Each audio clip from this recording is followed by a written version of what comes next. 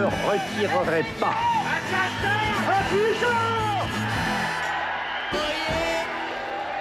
Il a 31 ans, il est marié. Jean Babodou vit chez ses parents dans la Haute-Vienne, à Saint-Genès-sous-Roselle. Que faites-vous en mai 1968 ?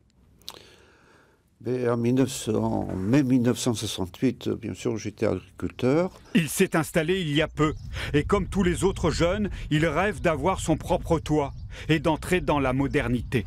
Les jeunes trouvaient toujours que la modernisation des exploitations n'arrivait pas assez vite. Le matériel moderne qui existait n'arrivait pas assez vite. Malheureusement, l'argent, il ne coulait pas à flot.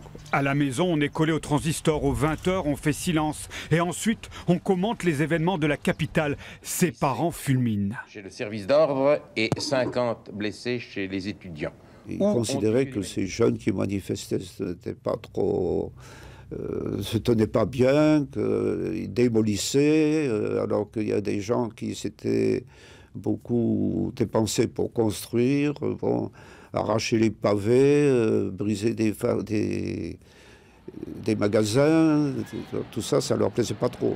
Qu'importe, les jeunes paysans veulent eux aussi se faire entendre. À l'appel de la FDSEA et du CDJA, aux mains des communistes et des socialistes en Haute-Vienne, les agriculteurs sont invités à manifester avec les étudiants et les ouvriers, à tendre la main aux gauchistes et à la CGT. Pas vraiment leur tasse de thé. Ils considéraient que c'était des manifestations d'intellectuels et puis de fils de riches. Fin mai, les accords de Varennes sont signés. Les ouvriers agricoles sont augmentés 17% en plus. Les exploitants n'ont rien gagné. Absolument rien. Et puis moi j'avais des amis qui avaient par exemple 100-150 hectares, qui avaient un salarié et qui n'étaient pas forcément des gens qui voulaient profiter du salarié, mais ils disaient je me demande comment je vais pouvoir le payer. Mais 68, c'est surtout pour les éleveurs l'arrivée de l'Europe, de la politique agricole commune. Le reste ressemble à une révolte. Je ne pense pas que ça soit une révolution, quand même. C'est une révolte, oui. Révolution, je ne crois pas.